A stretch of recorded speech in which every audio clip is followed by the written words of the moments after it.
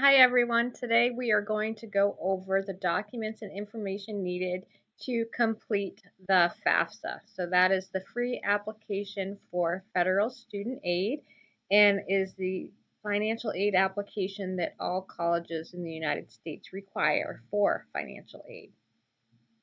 The information you will need will depend on how old you are and some other information. So if you are younger than 24 years old, you will need to provide your parent information in addition to your own information.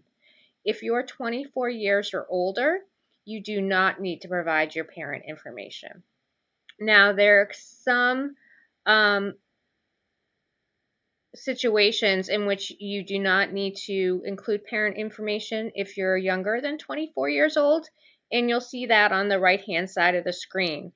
So if you can answer yes to one of the following, you have a child, you are not living with your parent but are living with a legal guardian, or you're homeless or at risk of being homeless, or you are in foster care. You do not need to provide your parent information. You will file the FAFSA as an independent student and will only provide your own information.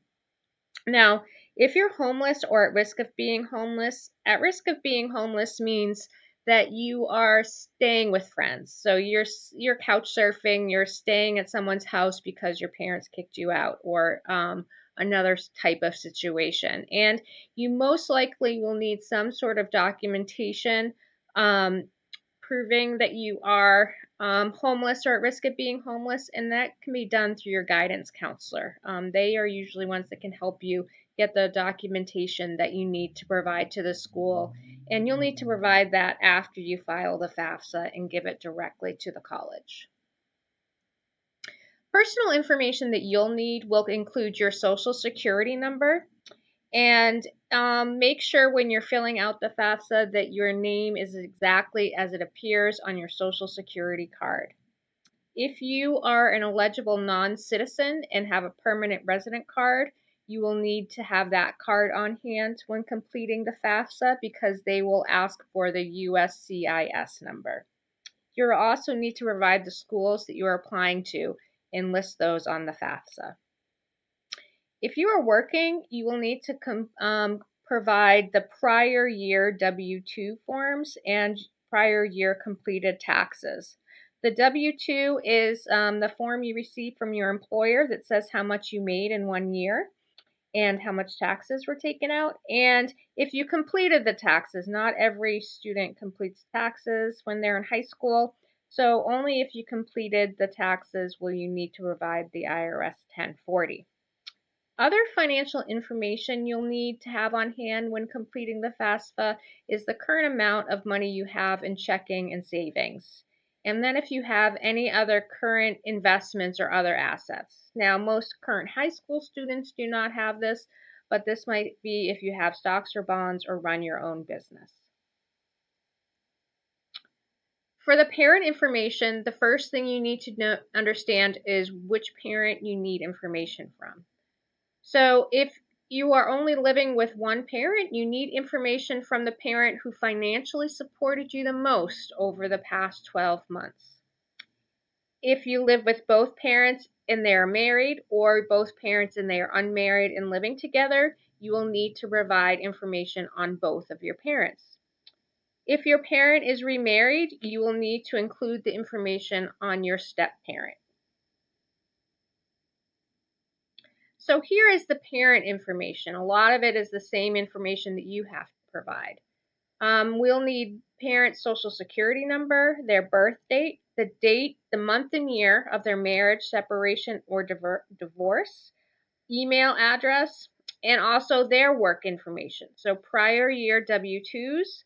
Some parents work as a contractor, and that means that you are getting a 1099 instead of a W-2.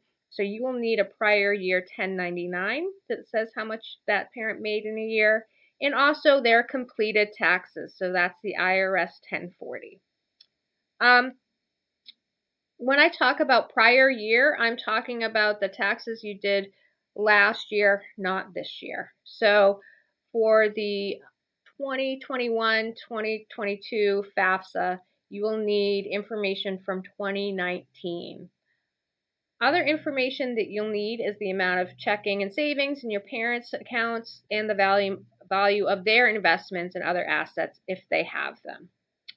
You'll also might need to provide some information on any benefits your family receives. So this can include child support, whether a parent received it or paid it, workers' compensation, veterans benefits, unemployment benefits, SNAP, which is food stamps, and temporary assistance for needy families. So you need to have that information on hand because it might be something they ask in the form. So this is what a W-2 looks like. And sometimes it has multiple copies on one page, but you will have the employer's name and address in one box, and then either your name or your parents' name and address in the other box. And you will want to look at what is in box 1. So that's total wages, tips, and compensation. They might also ask you for information in box 12A through D. So this is what you need to look for when trying to find the W-2 statement. And this is what a miscellaneous 1099 looks like. So if your parent is a contract employee, they might have a 1099 instead of a W-2. So this is what that looks like. So again, you're going to just look for the form in the bottom left hand top right that says 1099, and that for this year it'll be the 2019 1099 miscellaneous. And this is what the first page of the 1040 looks like. So when you're looking through your tax documents, this is what you want to look for. So it'll say 1040 on the upper left hand corner. And this one is the 22 form, but again, for 2021-2022 FAFSA, you want to find the 2019 form. It will have your parents or your information at the top, and it will be 2 pages. So the second page looks like this.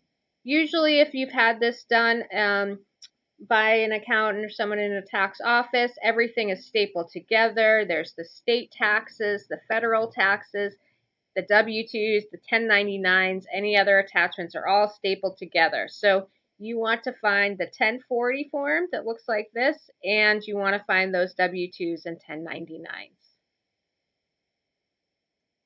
So that's it for today. Be sure to subscribe to my channel for more information about applying for the FAFSA, and please put any questions that you have in the comments. Thank you.